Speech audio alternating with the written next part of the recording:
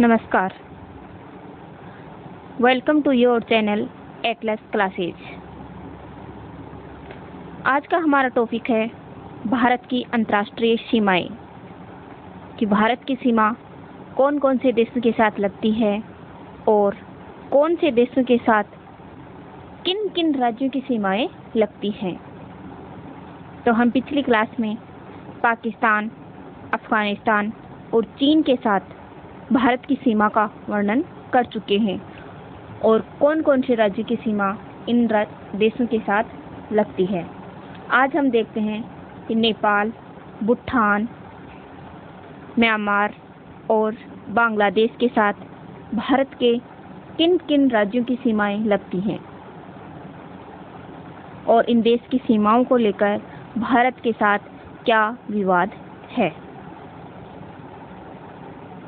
सबसे पहले हम देखते हैं भारत और नेपाल की सीमा। भारत और नेपाल के मध्य प्राकृतिक सीमा है। भारत और नेपाल के मध्य प्रकृति के द्वारा ही निर्धारित की हुई सीमा है। कोई ऐसी सीमा नहीं है जो इन देशों के द्वारा निर्धारित की गई है। भारत के साथ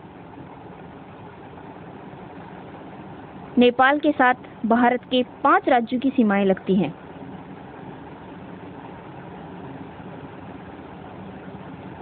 इस तरह से नेपाल स्थित है।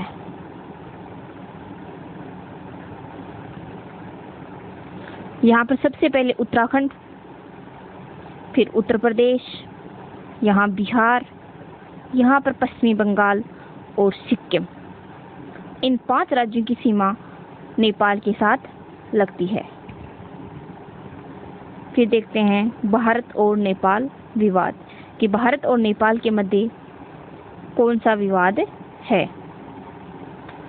तो भारत और नेपाल के मध्य सिर्फ एक ही विवाद है, लिपुलेख कालापानी विवाद, जो कि लिपुलेख दर्रे को लेकर है।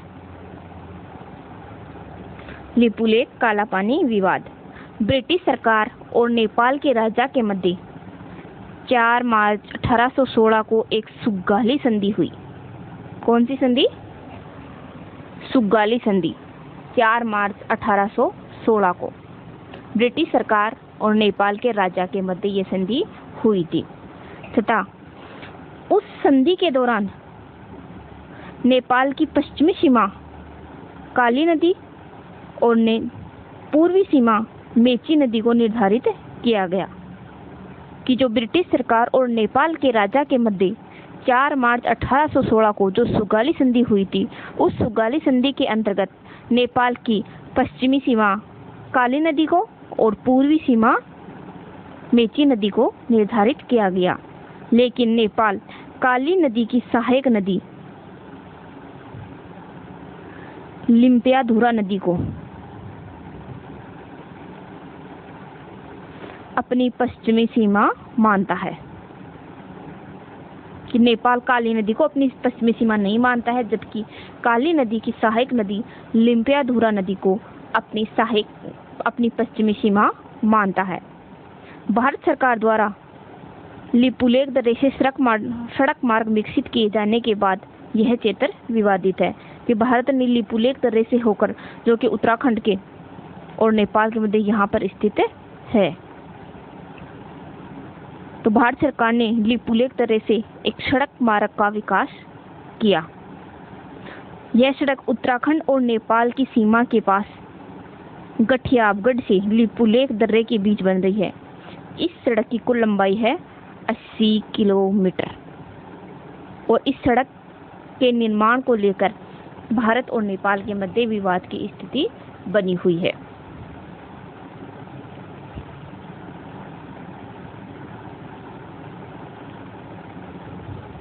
फिर देखते हैं भारत और भूटान की सीमा। भारत एवं भूटान के मध्य प्राकृतिक सीमा है।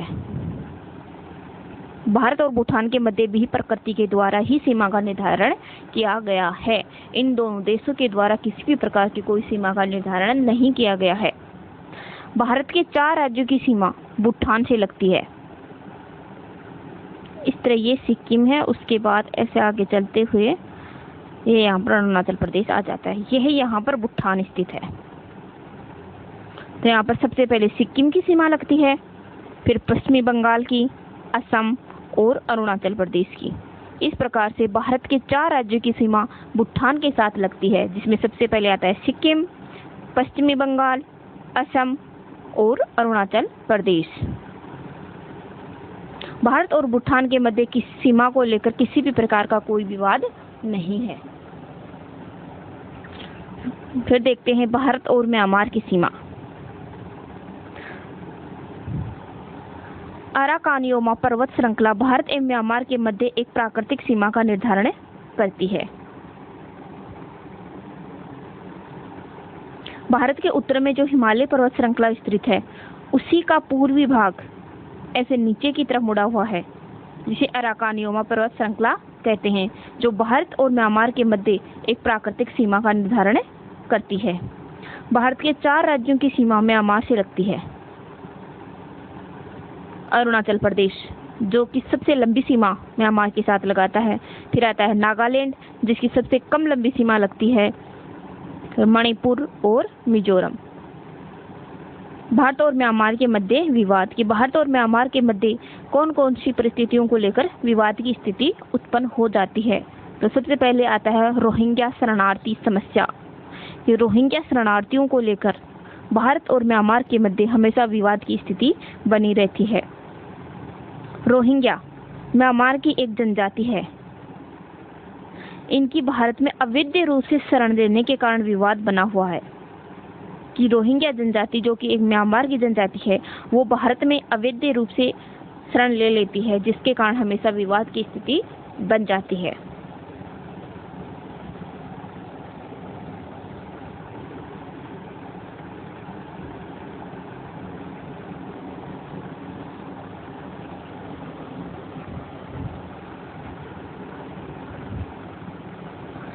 फिर देखते हैं भारत और बांग्लादेश की सीमा। भारत और बांग्लादेश के बीच अंतर्राष्ट्रीय सीमा को रेड क्लिफ सीमा कहते हैं। भारत और बांग्लादेश की सीमा को रेड क्लिफ सीमा के नाम से क्यों जाना जाता है? क्योंकि पहले भारत से जब पाकिस्तान अलग हुआ था, तो बांग्लादेश पाकिस्तान का ही भाग था। तो भारत और पाकिस्तान के मध्य सीमा को रेड क्लिफ सीमा के नाम से जाना गया। तो इसी के नाम पर इस सीमा को भी रेड क्लिफ सीमा के नाम से ही जाना गया। भारत के 5 राज्यों की सीमा बांग्लादेश के साथ लगती है। सबसे पहले आता है पश्चिमी बंगाल, असम, मेघालय, त्रिपुरा और मिजोरम। लेकिन असम राज्य की सीमा बांग्लादेश के साथ 2 बार लगती है। पश्चिमी बंगाल के बाद असम की सीमा लगती है, फिर मेघालय आता है और मेघालय के बाद फिर से एक बार असम की सीमा बांग्लादेश के साथ लगती है। फिर आता है त्रिपुरा और मिजोरम। त्रिपुरा को 3 ओर से बांग्लादेश से घिरा हुआ राज्य है, जो मैंने आपको पिछली क्लास में भी बताया था कि ऐसा कौन सा राज्य है जो एक ही देश से 3 ओर से घिरा हुआ है। तो वो है त्रिपुरा, जो कि बांग्लादेश से घिरा हुआ है।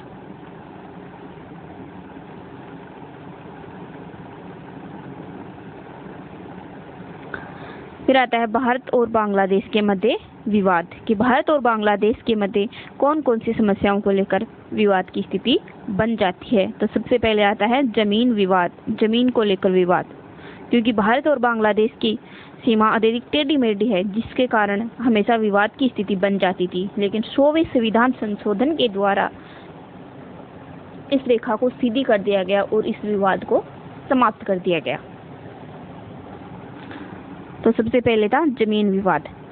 भारत और बांग्लादेश की सीमा रेखा अत्यधिक टेढ़ी मेढ़ी होने के कारण भारत के सीमावर्ती क्षेत्रों में मूलभूत सुविधाएं नहीं पहुंच रही थी कि भारत और बांग्लादेश की जो सीमा रेखा थी वो अत्यधिक टेढ़ी मेढ़ी थी, जिसके कारण भारत के सीमावर्ती क्षेत्रों में मूलभूत आवश्यकताओं की सुविधाएं नहीं पहुंच पा रही थी। साथ ही बांग्लादेश से शरणार्थी समस्या भी जुड़ी हुई थी, क्योंकि बांग्लादेश से शरणार्थी लोग भारत में अवैध रूप से शरण ले लेते थे।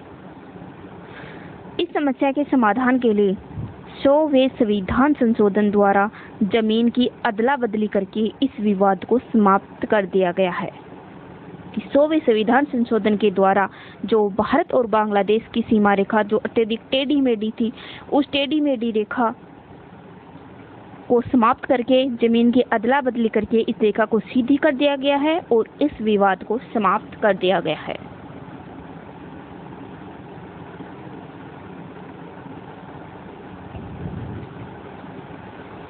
फिर आती है चकमा शरणार्थी समस्या। जैसे भारत और म्यांमार के बीच थी रोहिंग्या शरणार्थी समस्या, वैसे ही भारत और बांग्लादेश के मध्य है चकमा शरणार्थी समस्या। चकमा बांग्लादेश की एक जनजाति है जो बांग्लादेश से अवैध घुसपैठियों को लेकर है। ये चकमा शरणार्थी जनजाति के जो लोग हैं वो भारत में अवैध रूप से घुस आते हैं, जिसको लेकर हमेशा समस्या बनी हुई है। फिर आता है फरक्का बैराज विवाद। फरक्का जो कि गंगा नदी पर बना हुआ है बैराज है। फरक्का बैराज विवाद। फरक्का बैराज विवाद भारत एवं बांग्लादेश के बीच गंगा नदी जल बंटवारे को लेकर है, क्योंकि फरक्का बैराज गंगा नदी पर बना हुआ है और गंगा नदी के जल के बंटवारे को लेकर यह विवाद होता है। तो 1996 में गंगा नदी जल समझौते द्वारा गंगा नदी के जल का 50-50% कर दिया गया और इस विवाद को समाप्त कर दिया गया। यानी कि गंगा नदी के 50% जल पर हिस्सा भारत का होगा और 50% जल पर अधिकार बांग्लादेश का होगा और इसी के साथ में इस विवाद को समाप्त कर दिया गया। फिर आता है बराक नदी विवाद। बराक नदी जो कि मणिपुर में बहती है। बराक नदी पर मणिपुर में भारत द्वारा तिपाई मुख बांध बनाए जाने से यह बांग्लादेश के साथ विवादित है, क्योंकि बराक नदी जो कि मणिपुर में बहती है उस पर मणिपुर में तिपाई मुख बांध का निर्माण किया गया है, जिसके कारण बराक नदी के जल को भारत में रोक लिया गया है और जिससे बांग्लादेश को समस्या हो रही है। इसी समस्या को लेकर यह विवाद है। फिर आता है तीस्ता नदी विवाद कि तीस्ता नदी के जल को लेकर भारत और बांग्लादेश के मध्य विवाद है, क्योंकि भारत के द्वारा तीस्ता नदी पर सिक्किम में एक बांध का निर्माण किया गया है, जिससे तीस्ता नदी के जल को भारत में रोक लिया गया। तीस्ता नदी पर सिक्किम में बांध बनाए जाने से यह बांग्लादेश के साथ विवादित है कि तीस्ता नदी के ऊपर सिक्किम में जो बांध का निर्माण किया गया है, जिससे तीस्ता नदी का अधिकतर पानी सिक्किम में रोक लिया जाता है, जिससे बांग्लादेश को विवाद है। फिर आता है 3 बीघा गलियारा। पश्चिमी बंगाल और बांग्लादेश के मध्य 3 बीघा गलियारा को लेकर विवाद है। जीरो रेखा। त्रिपुरा और बांग्लादेश के मध्य जीरो रेखा को लेकर विवाद की स्थिति बनी हुई है। 3 बीघा गलियारा तो है पश्चिमी बंगाल और बांग्लादेश के मध्य, जीरो रेखा विवाद है त्रिपुरा और बांग्लादेश के मध्य।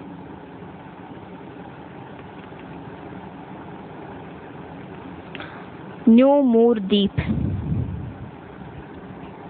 न्यू मूर द्वीप सुंदरवन डेल्टा के दक्षिण में बंगाल की खाड़ी में स्थित एक प्राकृतिक द्वीप है।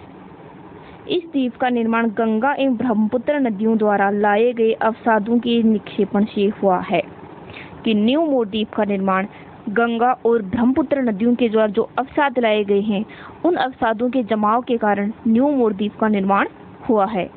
इस द्वीप के राजनीतिक अधिकार के लिए बांग्लादेश और भारत में विवाद था, जिसे बांग्लादेश द्वारा 2018 में समाप्त कर दिया गया।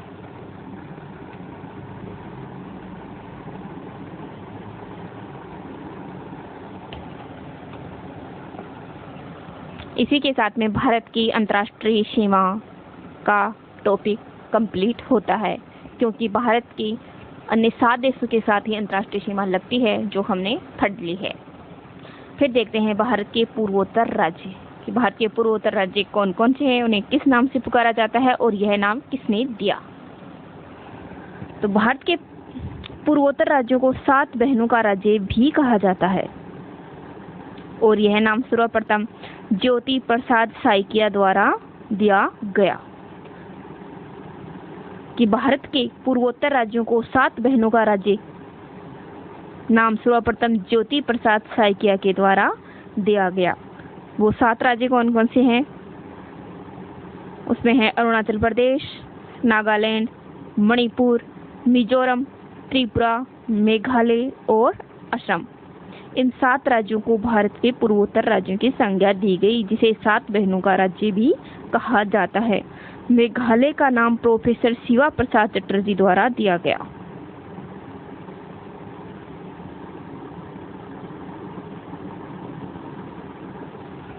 फिर देखते हैं भारत के केंद्र शासित प्रदेश कि भारत में कितने केंद्र शासित प्रदेश हैं और कौन कौन से हैं और उन केंद्र शासित प्रदेशों की राजधानी क्या है। तो भारत में कुल 8 केंद्र शासित प्रदेश हैं। तो देखते हैं कि भारत में कौन कौन से केंद्र शासित प्रदेश हैं। सबसे पहले आता है लद्दाख, जिसकी ग्रीष्मकालीन राजधानी है कारगिल और शीतकालीन राजधानी है लेह।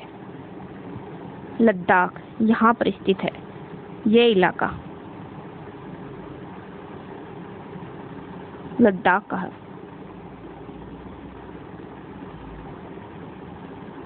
इसकी ग्रीष्मकालीन राजधानी है कारगिल और शीतकालीन राजधानी है लेह।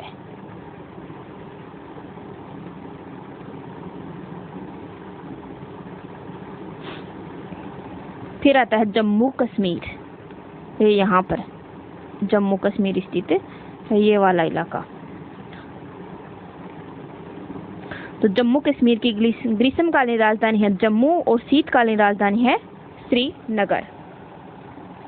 फिर आता है चंडीगढ़, जो यहाँ पर पंजाब और हरियाणा की सीमा पर स्थित है। चंडीगढ़ की राजधानी चंडीगढ़ ही है। फिर आता है दिल्ली, जिसकी राजधानी है नई दिल्ली। दमन एवं दीव तथा दादर एवं नगर हवेली, ये यहाँ पर गुजरात के तट पर दमन एवं दीव स्थित है और दादर एवं नगर हवेली महाराष्ट्र के तट पर स्थित है। तो दमन एवं दीव एवं दादर एवं नगर हवेली की राजधानी है दमन। पहले दमन एवं दीव तथा दादर एवं नगर हवेली अलग अलग 2 केंद्र शासित प्रदेश थे, लेकिन अब उनको मिलाकर के एक केंद्र शासित प्रदेश कर दिया गया है और इसकी राजधानी है दमन। फिर आता है पुडुचेरी, जिसकी राजधानी पुडुचेरी ही है। फिर आता है अंडमान एवं निकोबार द्वीप समूह है, जिसकी राजधानी है पोर्ट ब्लेयर। यह यहाँ पर इस तरफ स्थित है। अंडमान एवं निकोबार द्वीप समूह है, जिसकी राजधानी है पोर्ट ब्लेयर। फिर आता है लक्षद्वीप, जिसकी राजधानी है कावारती। यह इस तरफ भारत के इस तरफ स्थित अरब सागर में स्थित है लक्षद्वीप, जिसकी राजधानी है कावारती। और ये यहाँ पर 3 राज्यों में स्थित है पुडुचेरी, जिसकी राजधानी पुडुचेरी ही है।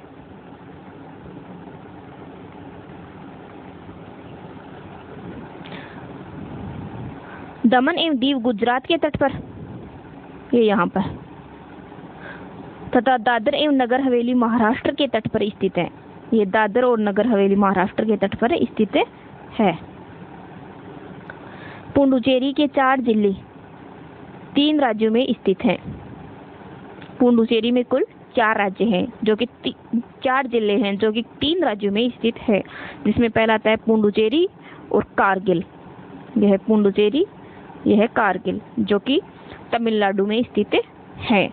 फिर आता है यन्नम, जो कि आंध्र प्रदेश में स्थित है। ये यहाँ पर आप मैप में देख सकते हैं, ये यहाँ पर यन्नम स्थित है। ये पुडुचेरी, ये कारिकाल और यह है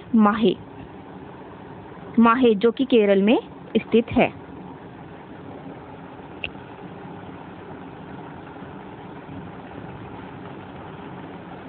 तो पुडुचेरी में इस प्रकार से कुल 4 जिले स्थित हैं। पहला है यन्नम, दूसरा पुडुचेरी, तीसरा करिकाल और चौथा माहे, जो कि 3 राज्यों में स्थित हैं।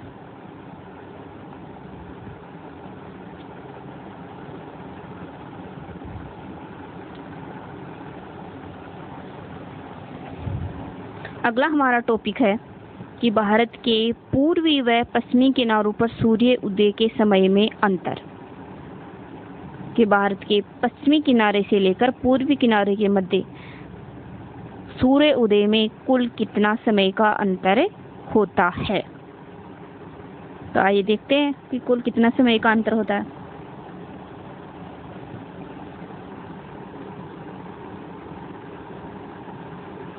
पृथ्वी पश्चिम दिशा से पूर्व दिशा की ओर घूर्णन करती है।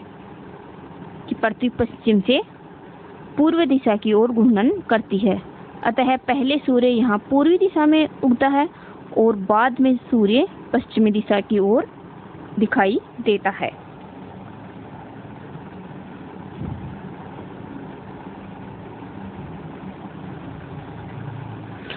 पृथ्वी अपने अक्ष पर एक घूर्णन 24 घंटे में पूरा करती है। कि पृथ्वी अपने अक्ष पर जो घूर्णन करती है वो 24 घंटे के समय में पूरा करती है। और पृथ्वी पर कुल कितने देशांतर होते हैं? 360 देशांतर। तो 24 घंटे में पृथ्वी के 360 डिग्री देशांतर सूर्य के सामने से होकर के गुजरते हैं। पृथ्वी अपने अक्ष पर एक घूर्णन 24 घंटे में पूरा करती है, अतः 24 घंटे में सूर्य के सामने से 360 डिग्री देशांतर गुजरते हैं। तो 24 घंटे में सूर्य के सामने से देशांतर गुजरते हैं 360। तो 1 घंटे में कितने देशांतर गुजरेंगे? तो 1 घंटे में सूर्य के सामने से देशांतर गुजरते हैं 360 बटावा 24, यानी कि 360 में हम 24 का भाग देंगे तो हमें पता चलेगा कि 1 घंटे में सूर्य के सामने से कितने देशांतर गुजरते हैं। तो कितना आया? 15 देशांतर, यानी कि 15 डिग्री देशांतर 1 घंटे में सूर्य के सामने से गुजरते हैं। तो 15 डिग्री देशांतर गुजरने में या पार करने में समय लगता है 1 घंटा, या फिर उसको हम मिनट में बदलना चाहें तो कितने? 60 मिनट। तो 1 डिग्री देशांतर गुजरने में या पार करने में समय लगेगा 60 मिनट में हम यदि 15 डिग्री देशांतर का भाग देते हैं तो हमें पता चल जाएगा कि 1 डिग्री देशांतर को पार करने में समय लगता है। तो 60 में 15 का भाग देने पर हमें आता है 4 मिनट, यानी कि 1 डिग्री देशांतर को पार करने में कुल समय लगता है 4 मिनट।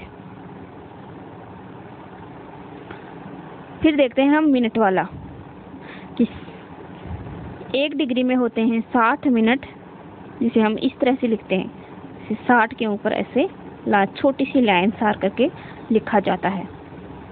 और अगर सेकंड आता है तो 2 लाइन होती हैं। तो 60 मिनट देशांतर पार करने में समय लगता है 4 मिनट। 60 मिनट का मतलब 1 डिग्री देशांतर को पार करने में समय लगता है 4 मिनट। 4 मिनट को सेकंड में बदलते हैं तो 240 सेकंड।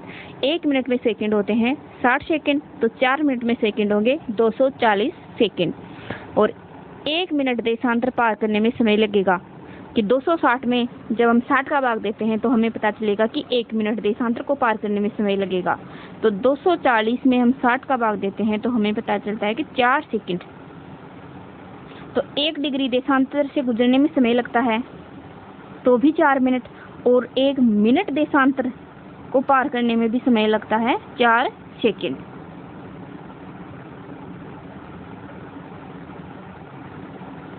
यहाँ तक सबको समझ में आ गया या एक बार फिर से बताऊं?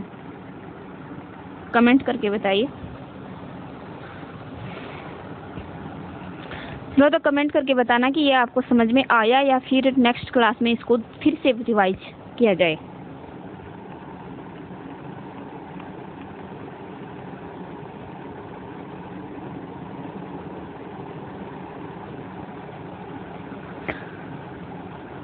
भारत का देशांतरीय विस्तार है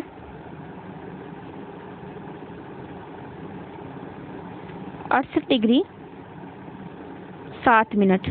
पूर्वी देशांतर से लेकर के 97 डिग्री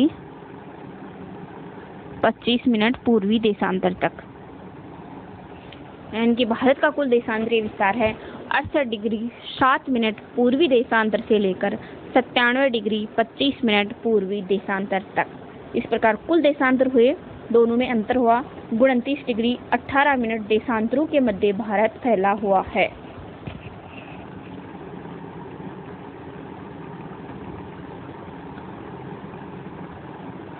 तो भारत 29 डिग्री 18 मिनट देशांतर में फैला हुआ है, अतः इन्हें पार करने में लगने वाला समय होगा, मिनट को तो हम डिग्री को तो हम गुणा करेंगे 4 मिनट से और मिनट वाले को गुणा करेंगे हम सेकंड से।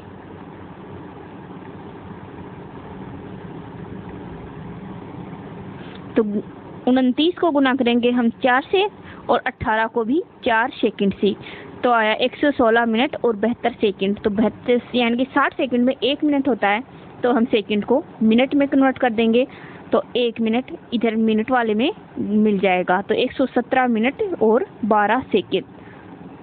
तो भारत के पूर्वी और पश्चिमी भाग में सूर्य उदय में समय का अंतर है 117 मिनट और 12 सेकंड।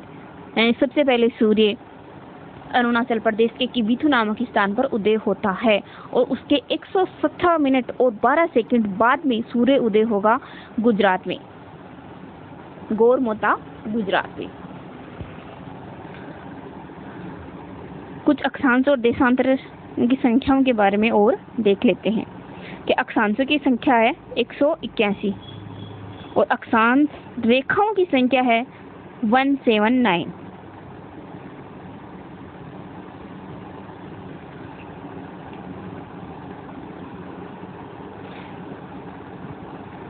क्योंकि 90 डिग्री उत्तरी अक्षांश और 90 डिग्री दक्षिणी अक्षांश एक बिंदु के रूप में है, तो कुल अक्षांशों की संख्या तो हुई 181 और अक्षांश रेखाओं की संख्या हुई, उनमें से 2 बिंदुओं की संख्या काट लेंगे, माइनस कर देंगे, तो 179।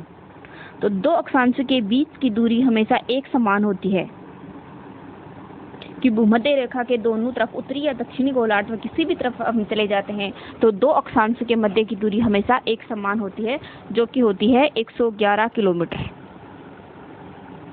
कि चाहे उत्तरी गोलार्ध में चले जाओ या फिर दक्षिणी गोलार्ध में, 2 अक्षांशों की दूरी हमेशा एक समान होगी और वो होगी 111 किलोमीटर। फिर जानते हैं हम देशांतर के बारे में कि देशांतर रेखाओं की संख्या 360 डिग्री है। 2 देशांतर रेखाओं के बीच में अधिकतम दूरी भूमध्य रेखा पर होती है 111.32 किलोमीटर और न्यूनतम दूरी ध्रुवों पर होती है 0 किलोमीटर, क्योंकि देशांतर रेखाएं इस तरह से खींची जाती हैं।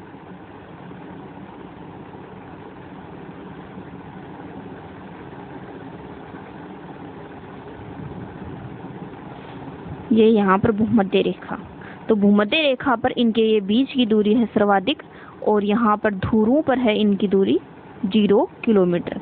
तो 2 देशांतर रेखाओं के बीच भूमध्य रेखा पर तो दूरी हुई 111.32 किलोमीटर और न्यूनतम दूरी हुई ध्रुवों पर, जो कि है 0 किलोमीटर। 1 डिग्री बराबर 0 किलोमीटर।